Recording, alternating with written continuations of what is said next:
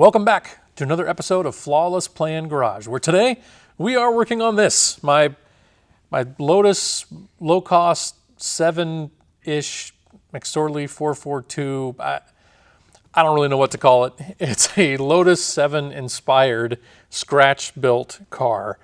And it's something that I like to use to scare myself and make bad financial decisions. So far, pretty successful in that regard. But as you've come to expect on this channel, it's broken. It doesn't work right now. So we're going to rebuild the transmission. Let's get into it.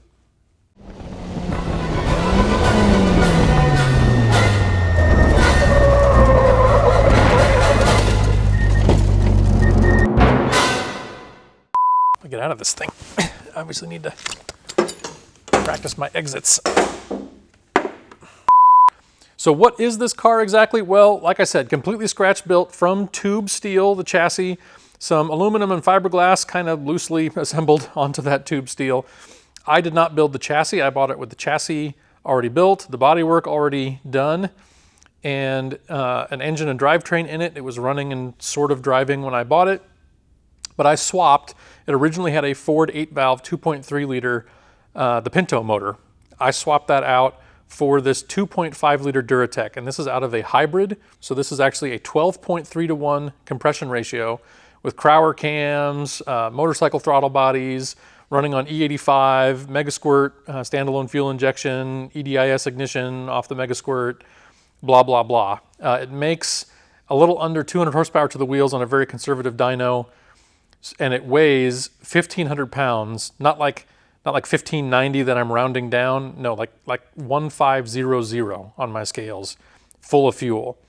So we're talking like roughly similar to Hellcat Challenger power to weight ratio.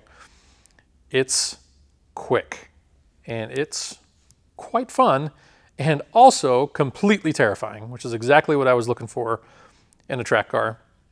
So as I've said, this car is completely scratch built, which means a few things.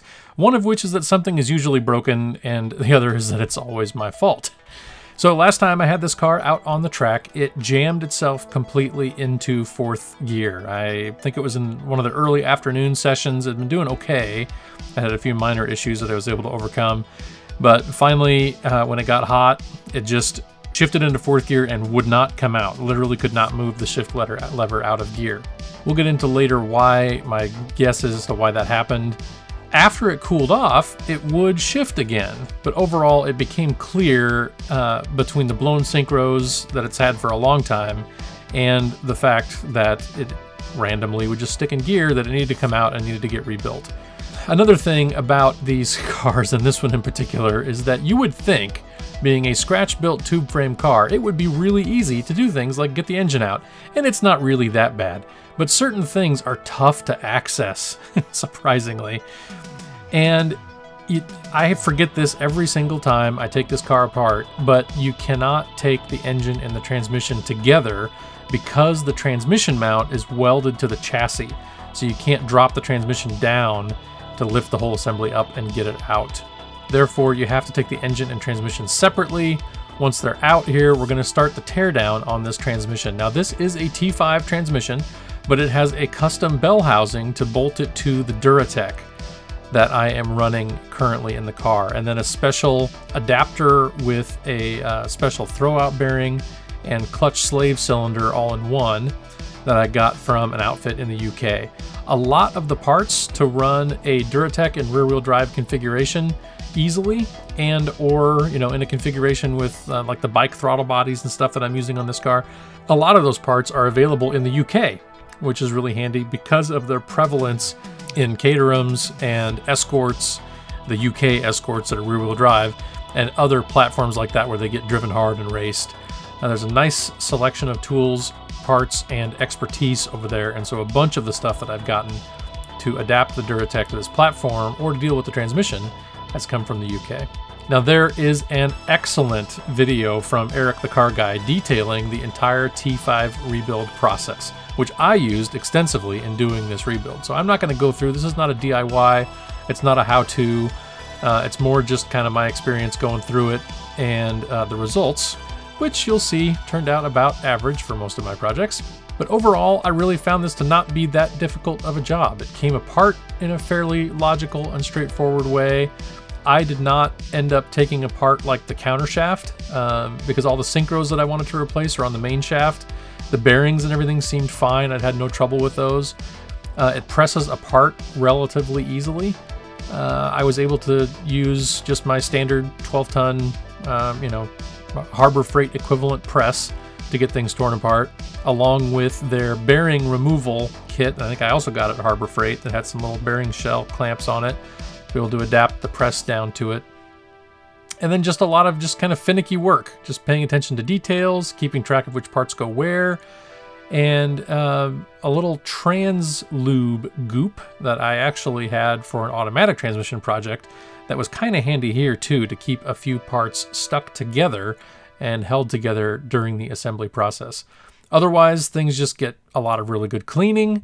All the new synchros go back together. Everything gets a nice light coat of ATF as it goes together, and you just try to be really careful not to scratch anything or put anything together out of order or forget any parts.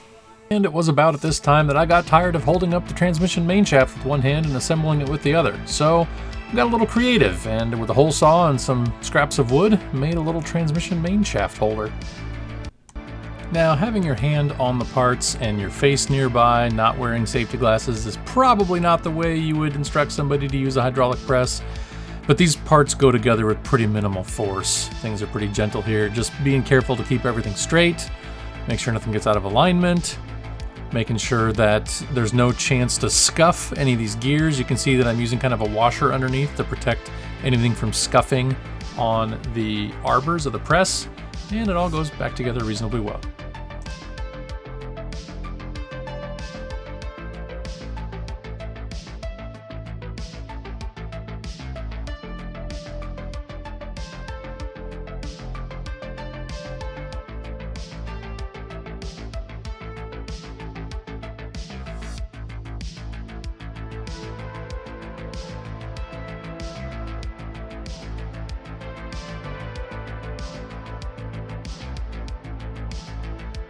And then we come to the real reason I'm making videos of this, helping me remember how it goes back together. Okay, we've gone back to review the tape to the instant replay for the removal during this, and pretty sure that I did not have a spacer in addition to this little washer. Instead, I'm fairly certain this is where this flat, whatever you want to call that, torn pin style, or that bearing goes. Fairly sure.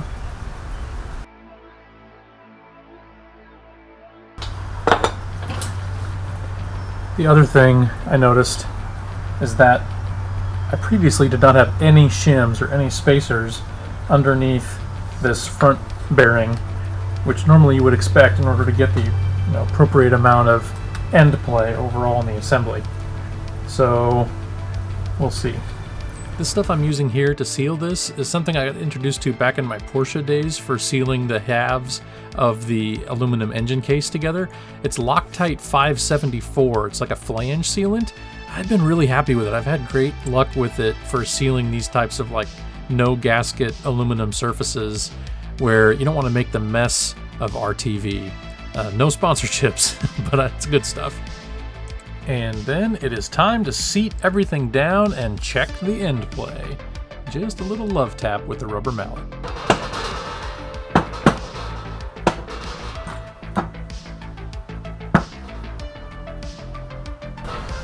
All right, 40 thou of spacers was too much, 20 thou wasn't enough, 30 wasn't enough, 35 thou of spacers.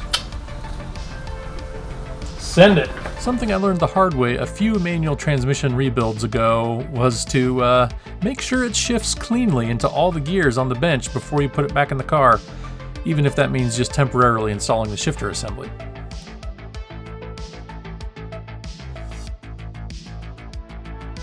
False start on the offense, premature installation of bell housing. Remove bell housing, install clutch slave adapter, reinstall bell housing, first down.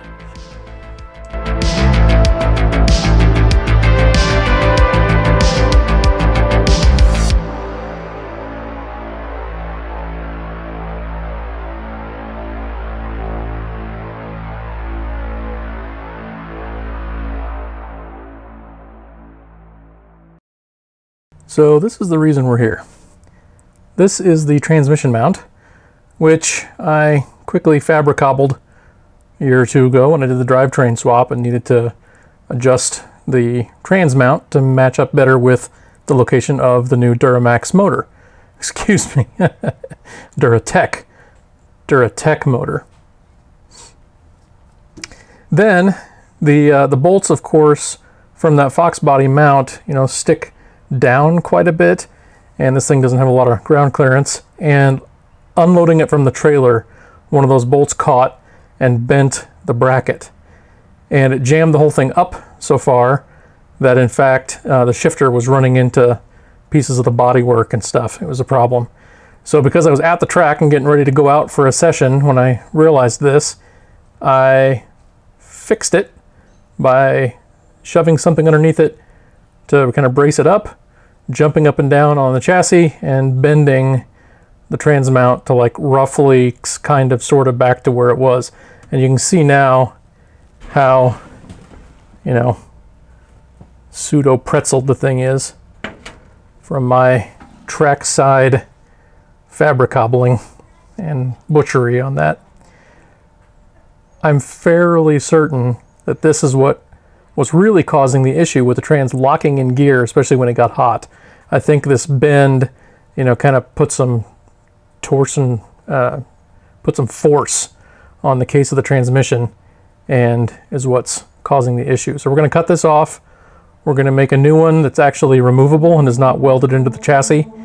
And we're going to cross our fingers that this solves the problem.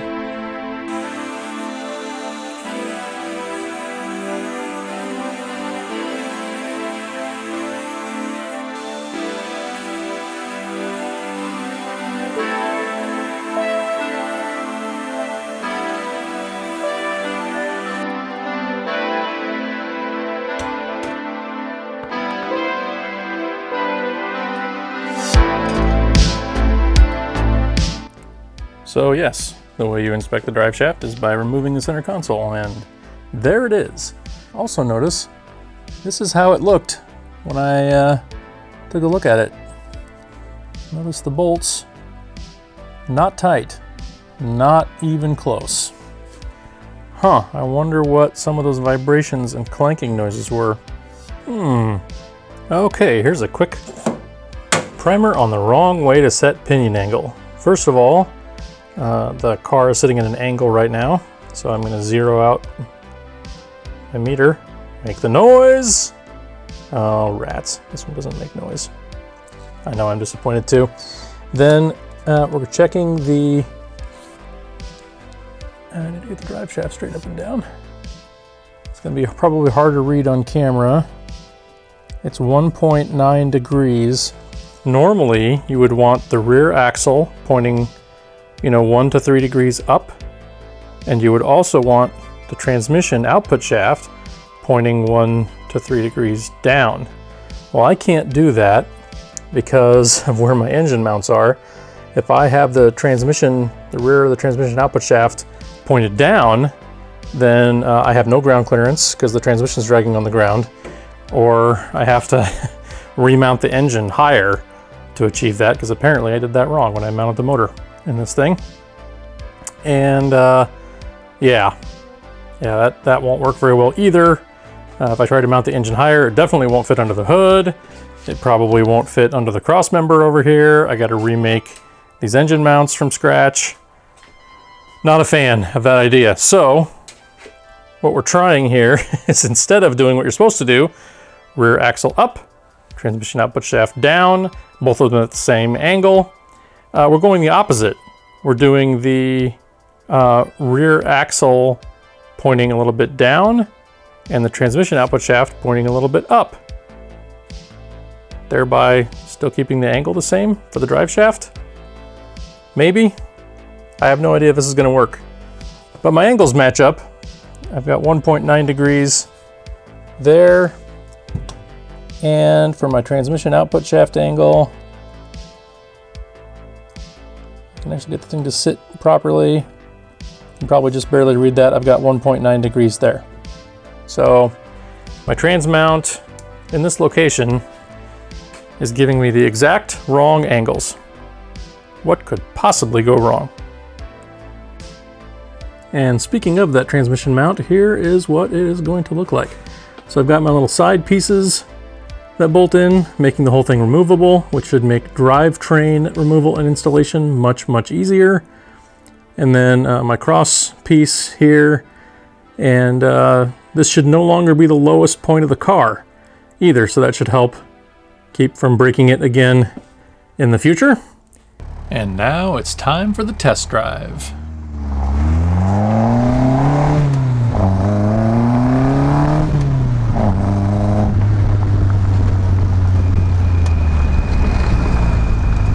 It really shifts much better.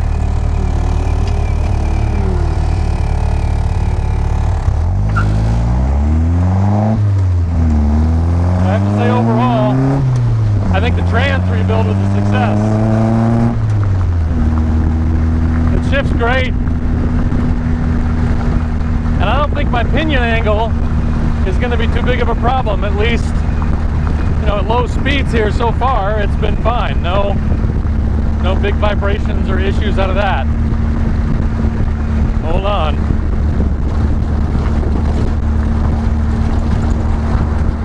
The ride quality on bad pavement can only be described as punishing. And then after about 4 miles of driving and, you know, nearly breaking my back in half with the lovely ride quality of this vehicle, things started to go a little bit downhill. And so with, you know, some single-digit number of miles on a freshly rebuilt transmission, now we have some kind of fairly serious engine issue.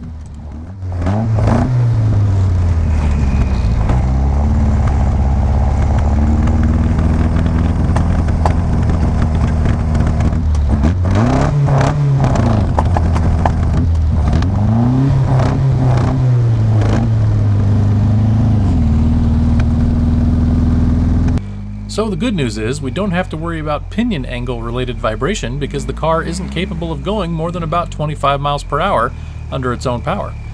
And even more good news on top of that is that we get to take advantage of that handy new transmission mount that makes drivetrain removal easier, because chances are it's got to come back out. Thanks for watching. See you next time.